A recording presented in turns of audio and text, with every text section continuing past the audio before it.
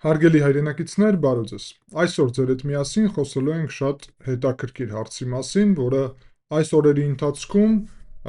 դարել է ադրբեջանական մամուլի ուշադրության կենտրոնում եւ հաշվի առնելով դա մենք նաեւ ձեր հետ միասին պետք է հստակ խոսենք այս տեղեկատվության մասին։ Խոսք է գնում ֆրանսիական զորքերի ներկայության մասին Հայաստանում։ Սրա մասին իրականում խոսել է Ֆրանսիայի պաշտպանության նախարարը Լեկորնյուն, բայց ինչ տրամաբանությամբ եւ ինչ ձևաչափով հիմա մենք կքննարկենք դա, թե ինչ է սա նշանակում եւ ինչ հայտարարություններ է արվել։ Պետք է ասեմ, որ հայտարարությունները Լեկորնյուի կողմից արվել է հունվարի 27-ին եւ Սեբաստիան Լեկորնյուն, ուրեմն Ֆրանսիայի պաշտպանության նախարարը մի շարք կարևոր հնդգծումներ է այդտեղ արել հայ համայնքի հետ հանդիպման ընթացքում այդտեղ մեծ միջոցառում էր, որտեղ որ ինքը ելույթեր ունենում։ Եվ արդեն օրեր անց ադրբեջանական մամուլը տարածում է տեղեկատվություն, որ ֆրանսիական զորքեր են գտնվում Հայաստանում, հաշվի առնելով սա, իհարկե մենք ակնհայտ է, որ այս թեմային պետք է անդրադառնանք եւ պետք է քննարկենք, հասկանանք ինչ է տեղի ունենում։ Առաջ երթին հիշեցնեմ ձեզ, որ շատ կարևոր է լայքել այս վերլուծությունը, գրեք ձեր մեկնաբանությունները, բաժանորդագրվեք եւ դրեք զանգակը։ Նկարագրությունում նշված նաեւ միջոցների շնորհիվ կարող եք բաժանորդագրվել ցանկության դեպքում։ Անցնենք բուն հարցին, հարգելի այրեգիցներ, եւ պետք է այստեղ ասել, որ Լեկորնյուն կարևոր հայտարարություն է իմ պատկերացումով արել եւ ուրեմն ասել է, որ 40 րոպեի ուրեմն հեռակայությամբ Հայաստանում Ռուսաստանի զորքերից գտնվում են տարբեր տրամաբանություն այստեղ կարելի է օգտագործել ֆրանսիական զորքերը, այսինքն մեր զորքերը Ռուսաստանից 40 րոպեի ճանապարհին են գտնվում եւ գտնվել նաեւ այն ժամանակ, երբ ներկա են եղել։ Հիմա մենք խոսենք արդյոք դա ավարտվել է, թե չի ավարտվել, որովհետեւ սա նաեւ կարևոր հարց է։ Եվ պետք է ասել, որ այս ընդգծումը նաեւ կարևոր էր։ Ֆրանսիան խոսում է փաստացի նրա մասին, որ չնայած նրա, որ Հայաստանը մնում է պաշտոնական հապկի անդամ, Ֆրանսիան կարողացել է իր զորքեր փաստացի ուղարկել Հայաստան եւ այդ զորքերը ռուսական ռազմակայանին շատ մոտ են եղել, ինչը Ֆրանսիան գնահատում է ինչպես բարդ հարց։ Եվ երբ ասեց, որ Ֆրանսիային տարբեր պետությունները ՆԱՏՕ-ի անդամ ասել են, բայց ինչու եք դուք դա անում, ինչու եք հապկի անդամ պետություն, որտեղ որ կա ռուսական ռազմական, ուղարկում ձեր զորքերը, ձեր զինված ուժերին, ապա Ֆրանսիան պատասխանել է եւ Լեկորնյուն դա այդ հանդիպման ընթացքում ասաց, որովհետեւ մենք Ֆրանսիան ենք։ Սա հետաքրքիր է նաեւ, թե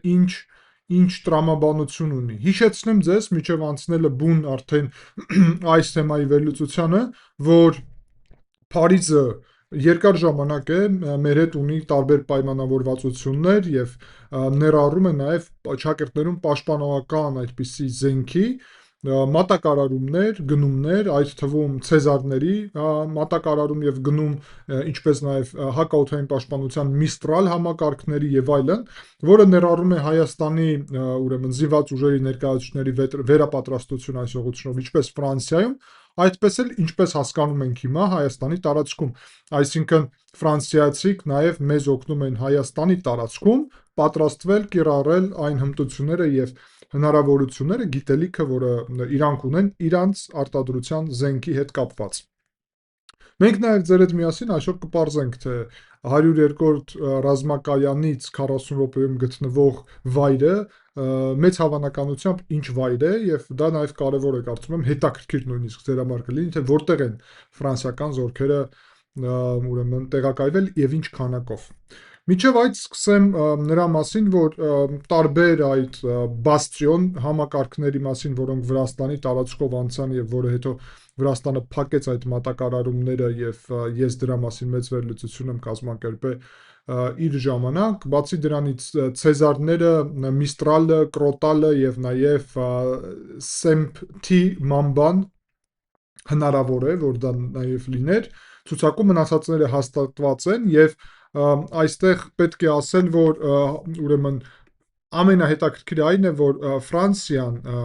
ունի մեծ փորձ սարերում պատերազմ վարելու առհասարակ եւ սարերում տեղի ունեցող այդ ռազմական գործողությունների համար ունի հատուկ հմտություններ ֆրանսիական զինված ուժերը եւ ալպյան հրաձիգային ջոկատ ունի, որը հենց ալպյան այդ հատվածում, բայց ալպերը երբ ասում ենք միայն ալպերի սարերը նկատի չունենք, այդ կլիմայական ինչ որ բաղադրիչ է կարելի է այդ թվում ասել եւ Ալպերի ուղղությամբ կարելի ասել նույն Հայաստանի տարածքը շատ տեղերում կարելի ասել Ալպերի կլիմայային շրջան է եւ ուստի նույն ֆրանսիացի այս ալպյան հրաձիգների ջոկատը ինքը իմ պատկերացումով շատ լուրջ մարտական հնարավորություններ ունի եւ կային տեղեկատվություններ նրա մասին, որ ուղարկվել են Հայաստան, որ պատրաստեն տեղում եւ պատրաստեն պատրաստողներին, տեսեք, ոչ թե զինված ուժերին հենց պատրաստեն, այլ ապագա մեր ուսուցիչներին ռազմական ոլորտում, որոնք կպատրաստեին հետո արդեն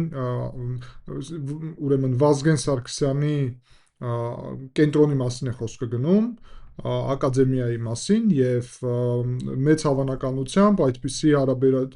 հարաբերությունները ձևավորվել են, ինչպեսով մենք գիտենք, ֆրանսիական ռազմական Saint-Cyr ուրեմն գիտական կենտրոնի հետ եւ Վազգեն Սարգսյանի անվան այդ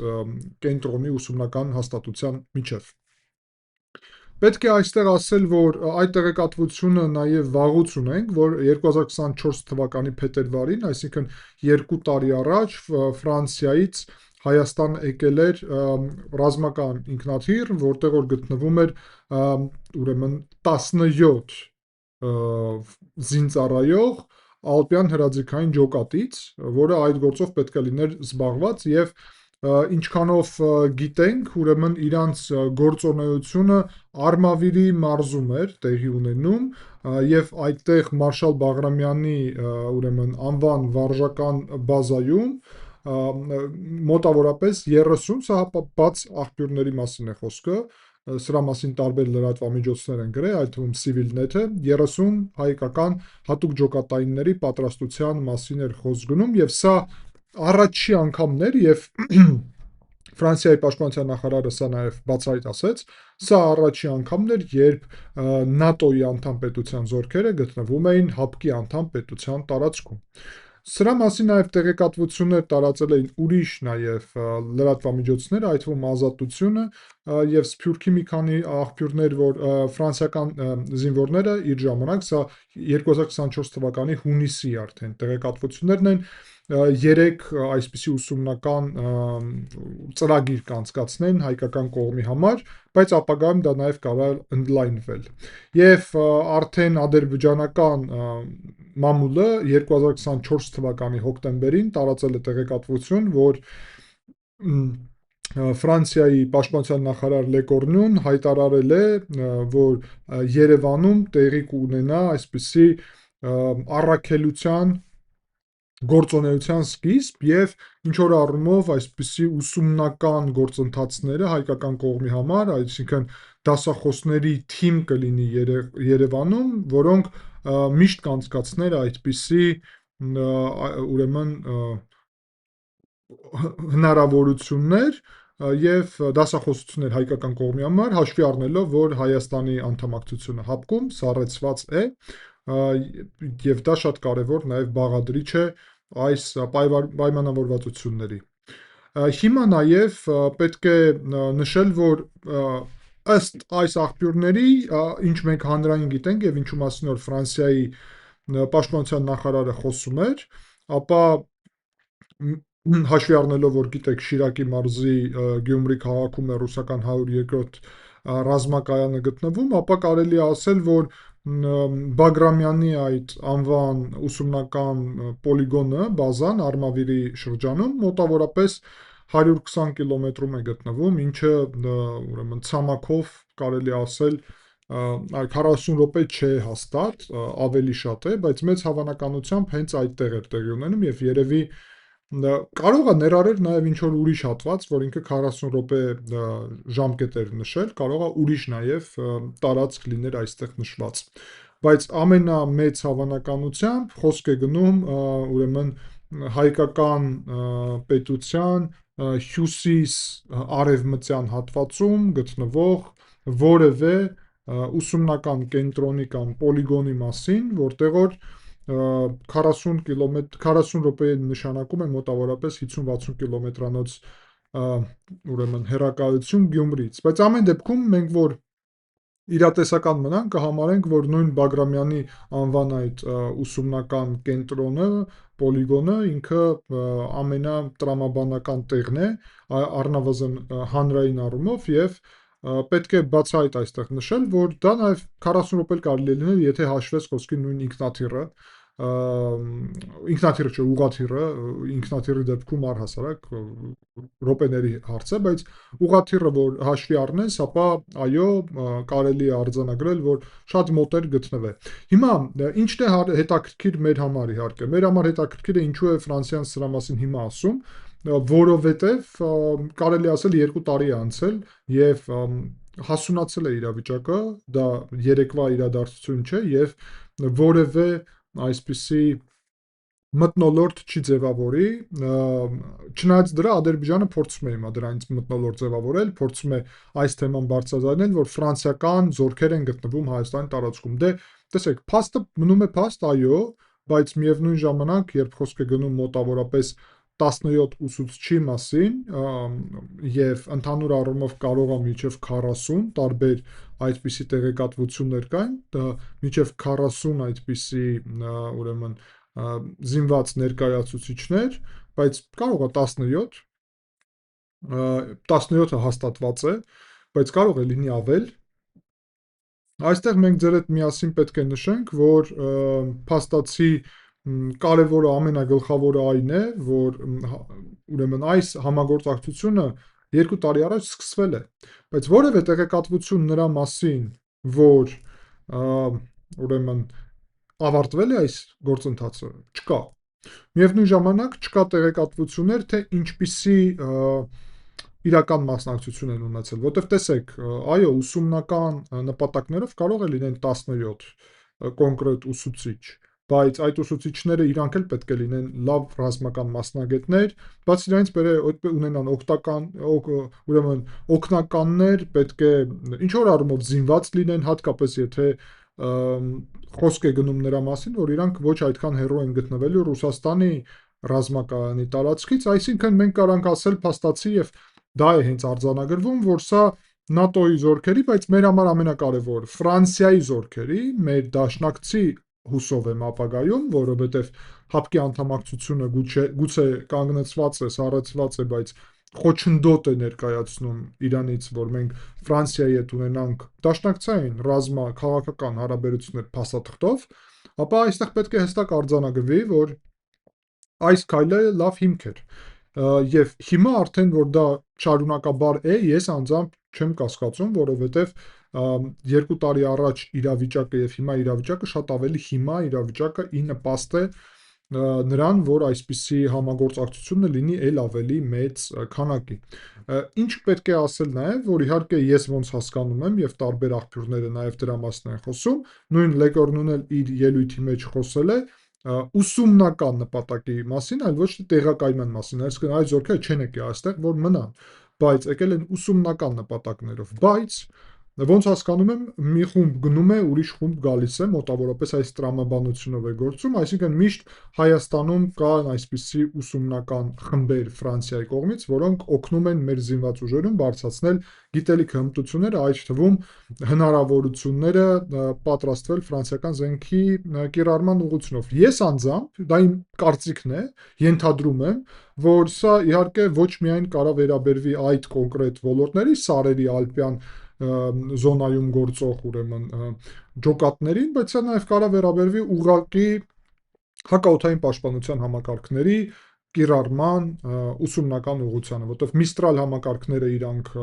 ֆրանսիական են եւ մնացած բոլորը, որը մենք Ֆրանսիայից գնել ենք, որոնց կիրառման համար մեզ պետք է հմտություններ, եւ ես կարծում եմ, որ Ֆրանսիան այս ուսումնական ծրագրի ներքո, իդեմս հիշեցնեմ, որ նույն Լեկորնուն խոսել է նրա մասին, որ այսպիսի ուսումնական կենտրոնի պես բան են բացում Հայաստանի տարածքում, ապա կամ ուսումնական ներկայություն, այսպես ասեմ, ապա դա խոսք է գնում նրա մասին, որ փաստացի հնարավորություն է դա տալիս, որ Հայաստանի տարածքում միշտ այսպիսի ուսումնական գործընթացներ տեղի ունենան։ Պետք է նաև նշել, որ ինչու Ֆրանսիան մեր համար բոլորի համար պարզ է, մենք ունենք առանձնահատուկ հարաբերություններ Ֆրանսիայի հետ, Ֆրանսիայում ունենք մեծ հայկական համայնք, այդ թվում այս միջոցառումը, որտեղ որ պաշտպանության նախարար Ֆրանսիայի ելույթ է ունեցել, բացահայտ եւ փաստացի ուրեմն կարելի է ասել, որ այդ միջոցառումը տեղի ունեցել հենց ֆրանսիացի հայկական համայնքի ներկայացուցիչների հետ, այսինքն նույն Լեկորնյուն առաջի հերթին նաև իր ելույթով, որ Ֆրանսիան Հայաստանին օգնում եւ աջակցում է,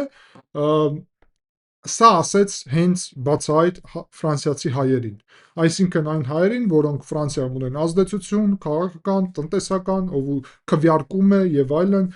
եւ ում աջակցությունը իշխանությունների հանդեպ շատ մեծ է, եւ ով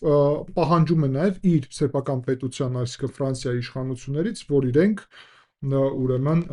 ակտիվորեն աջակցեն Հայաստանին, եւ սրանով նաեւ Լեկուրնոն դա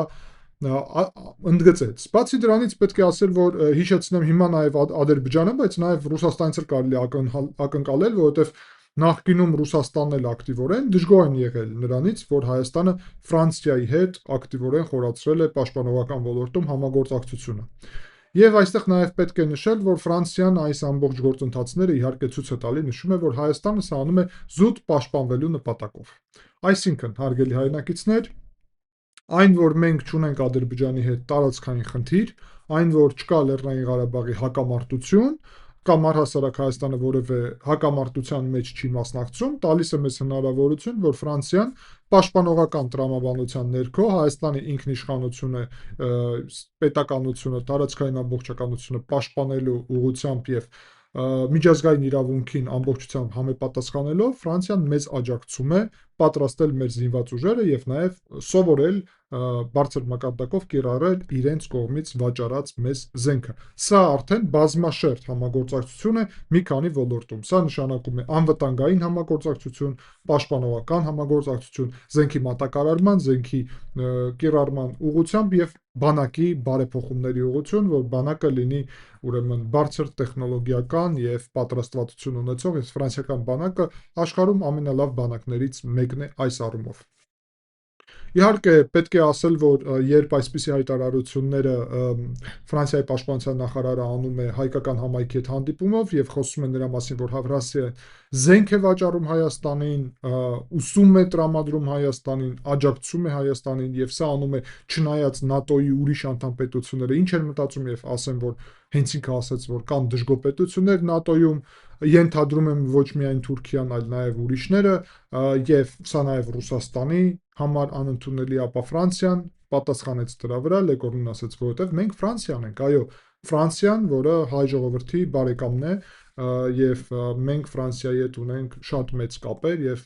հուսով եմ, որ ավելի կամրապնդենք, բայց դրա համար պետք է հապկից դուրս գալը։ Երկրորդ ամենակարևոր հարցը նաև, որ ծավալի մասին փաստացի խոսքի գնում, որ սա մեծ ծավալի ուրեմն օրակարգ չէ եւ ընդհանուր առումով կարելի ասել, որ կոնկրետ քանակի մասին չգիտենք, ֆրանսիական կողմը 17-ի մասին էր հայտնում, հիմա ադրբեջանցիք ասում են 40 զինծառայողի մասին, բայց ամեն դեպքում ինչքան է լինի այդ քանակը, ապա իրանք միշտ չեն գտնվում Հայաստանում, բայց մի մասը գնում է, մի մասը գալիս, այսինքն կարա միշտ էլ լինի ինչ-որ խումբ, սահմանափակ քանակով, բայց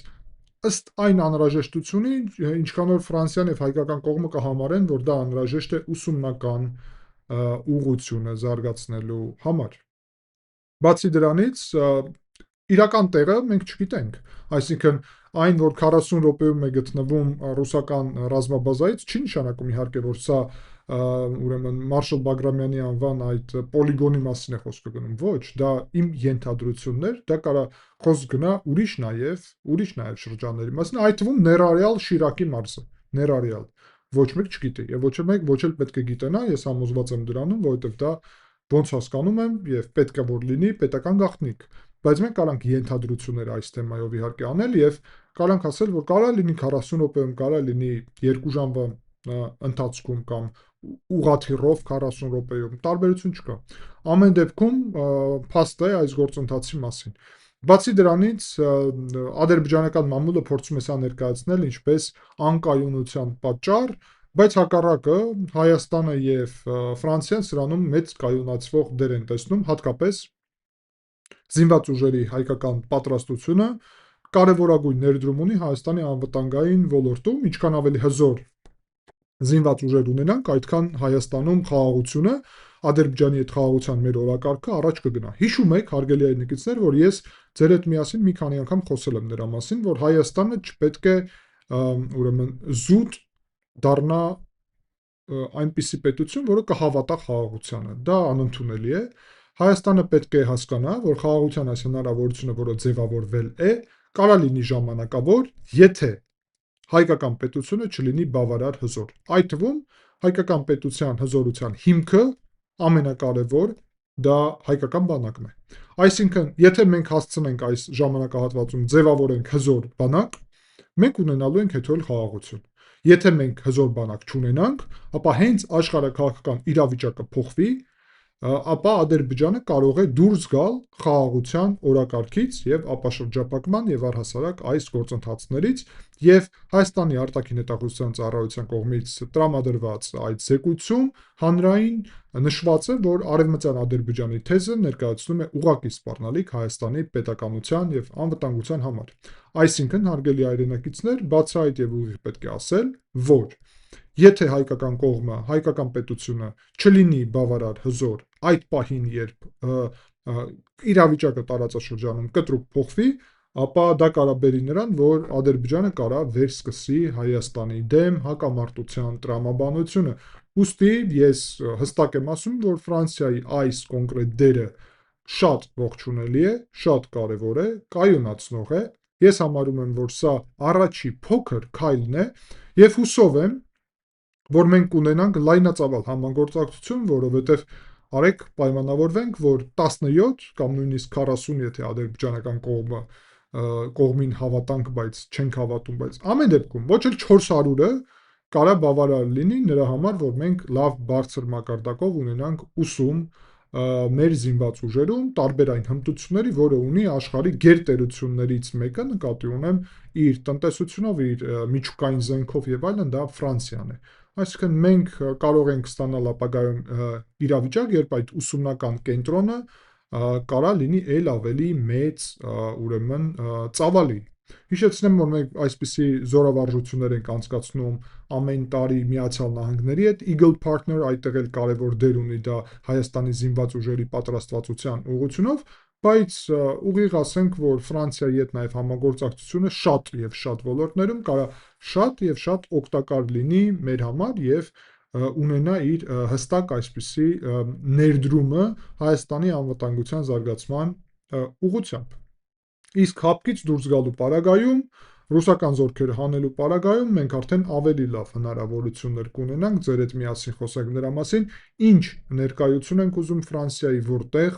ինչ քանակով, եւ դա կարելի է իհարկե Ֆրանսիայի հետ բանակցել ի նպաստ մեր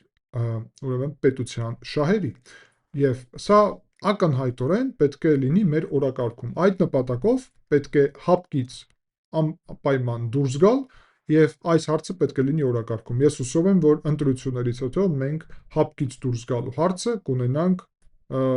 ոչ այն օրակարգում, այլ կունենանք հստակ քայլեր այդ ուղղությունով առաջ։ Ընդհանուր առումով, հարգելի հայրենակիցներ, կարծում եմ թեման հետաքրքիր էր, արժեր անդրադառնալ այս հարցի մասին եւ մի փոքր մեկնաբանել ձեր հետ միասին, որ ավելի լավ հասկանալի լինի այս հարցի շուրջ տեղի ունեցող զարգացումները։ Շնորհակալ ուշադրության համար, հարգելի հայրենակիցներ, կհանդիպենք, ցտեսություն։